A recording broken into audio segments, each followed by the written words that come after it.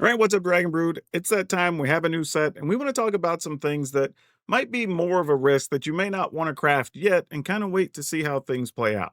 And I will say, normally we have a bunch of different sources to grab information from, but one of our biggest sources will actually cut out this time because we didn't have an early access event. So I had to put a bunch of different deck lists together and talk to a few different people and see what we could put together for this list. And I think this is still a pretty safe list of cards that you can kind of stay away from, at least here in the early going, and see how they get used first. But let's hop in and talk about them.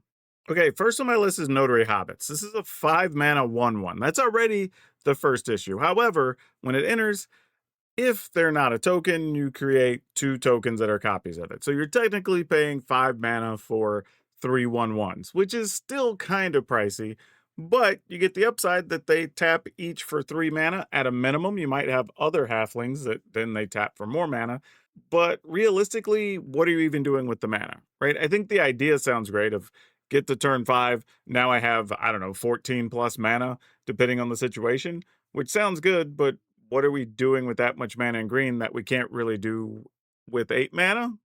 I mean, getting a crater hoof or searching one out, we already have multiple ways we could do that more efficiently. I don't think this is a card that you need to be spending your resources on. At least early on, I would pump the brakes on this card because while it seems really neat, I don't really know what we're going to do with it. And I think this also applies to another card later in the list. Oh yeah, Beorn the Fierce. It's a 5 mana 6/6 with trample, which is great.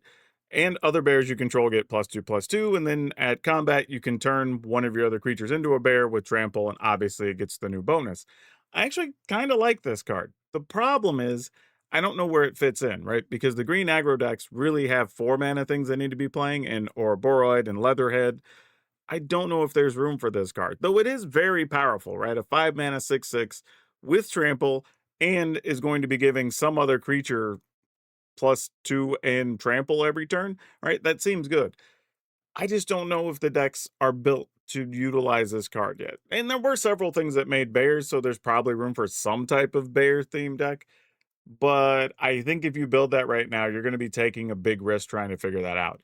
We have so many good quality creatures right now that this one might just have to sit on the sidelines. But if you do feel like you need to craft it, unless you're really building around this, if this is just going to be an addition to your mono green aggro deck, I would just craft one right now and test it out, maybe two, but you definitely don't need a set of four. So this is one that while I do like the card, I don't know where it goes yet.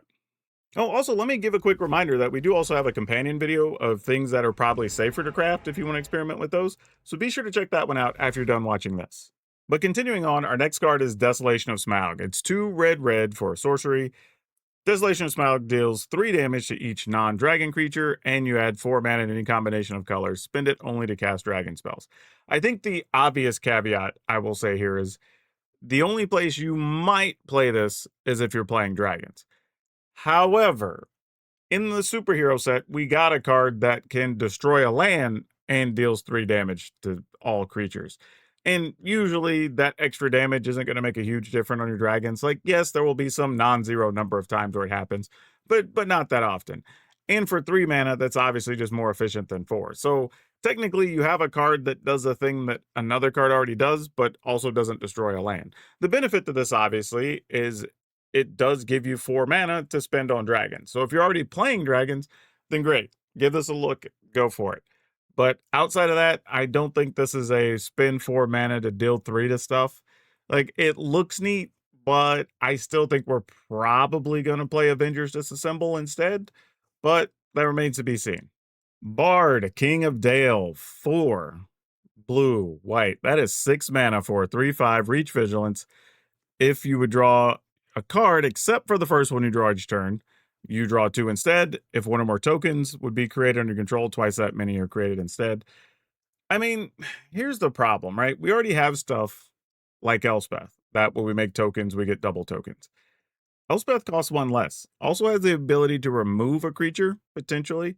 Also can give your creatures flying and +1 counters to come over the top. And that doesn't get played in every creature deck or even every deck that's making tokens. So I'm not sure what decks really want to play Bard. Like, this is a card that has a lot of the good words you want on a card, but 6 mana is just so much. Like, you're basically spending your whole turn to get this card out, and then have to do other things on future turns to realize value. And that's assuming you're playing some deck that has a bunch of ways to do all the drawing or make tokens. Sure, feel free to make one of them if you want, but think about this too in regards to the token portion. We also have the O'Hare, whatever, the white one, that when you make tokens, you get 3 of them. We don't play that either. Yeah, and that's, I think, a 6/6 or something. So yeah, I don't know. I'm not feeling this card. I think I would be very, very careful if you decide to throw this into a list. Again, not saying don't experiment with it. Craft one and try it out, or if you open one, shove it into a deck and test it. But I couldn't think of a list, and I couldn't find anybody else who could come up with the list that really wanted this card. Ah, yeah, Gandalf, Goblins Bane, 2 and a red for a 2/3 Avatar Wizard. It does have an adventure that you can pay a red and 1. Look at the top 2 cards of your library, exile them face down for as long as they remain exiled. If you have a wizard, you can play them. And when you just play it as a creature, whenever you cast a non-creature spell, it gets +1/+1 to the turn and deals 1 damage to each opponent. Honestly, again, this kind of falls in the same category as the previous card. Is nobody seems to know what deck this goes in. I asked multiple people, like, what would we do with this? I think if you want the adventure side, maybe if you're playing enough wizards, then the other side is just extra value, right? You get to exile some cards you just get access to because you're playing wizards. Then sure, you go ahead and play this. And I think that's the case with a couple of cards in this set of if the adventure side is good enough that you want that in your deck anyway, the other side is just bonus ability. And I think you kind of have to look at it that way in a card like this. Because yeah, sure, getting some chip damage here or there when you cast spells is nice, but I don't think Gandalf's going to do much most of the time, which is kind of disappointing because a 3, it's just crazy to say. We're in a situation in Magic right now where a 3 mana 2/3, even with a reasonable ability, basically prowess and the ability to deal damage, isn't even all that exciting. And it's a mythic. So, like, I don't know, man. Again, if your deck wants the adventure side and you have enough wizards, sure, give it a go and see what happens. But I wouldn't go out of my way to craft these. And also, it's Goblins Bane. Why the hell does this not do something to goblins or have protection from goblins or whatever? That would make it that much cooler. But yeah, as it is, not too excited about spending resources on this card. Gleaming Splendor, 1 and a white. For an enchantment, whenever opponent draws their second card each turn, you create a treasure token. When you pay 2 and a white, you can have target players or 2 target players each draw a card, which obviously for 60 card Magic is you and your opponent. I think the problem with this card for me is while I do think it has a high price tag right now, I think that's mostly for Commander because you can use it for some politicking, you can, make deals with people, whatever the case is, right? Or you could even, if you have the mana, just do it each turn. Like you get a card, you get a card, you get a card, you get a card. And then, like, by the time it gets back to your turn, you have 2 or 3 extra treasure. But realistically, I don't know again what deck really wants this. Like, are you going to want to leave 3 mana up so you and your opponent each draw a card? Like, sure, you get a treasure for it, but is that worth the exchange? I think we have to wait to find out. Could this be playable in standard? Possibly. I'm not going to say absolutely not. I mean, there's probably a world that there's nothing in the set that care about treasure that maybe it's a possibility, but I don't think I would rush out and want to spend mythic wildcards on it or the $30 price tag that it's demanding right now to try to play it in standard. I think I would kind of pump the brakes, keep it cool on this one, and then see how everybody's using it before you go crazy crafting these.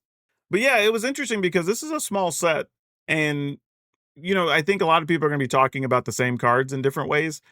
But I think the thing is, not saying that the cards we talked about today are just unplayable, because I don't think that's particularly the case. I think they kind of have some corner niche uses. So keep that in mind when you're thinking about crafting them, if you are, that you're only going to need 1 or 2 and just test them. I don't think these are, I got to craft 4 and build around type cards. But, that remains to be seen. But if you do want to see some things that I think are a little bit safer to craft, be sure to check out our other video where we do give you a few things to look out for that you might want to add to some of your decks. That's all I have for now. We'll see you next time.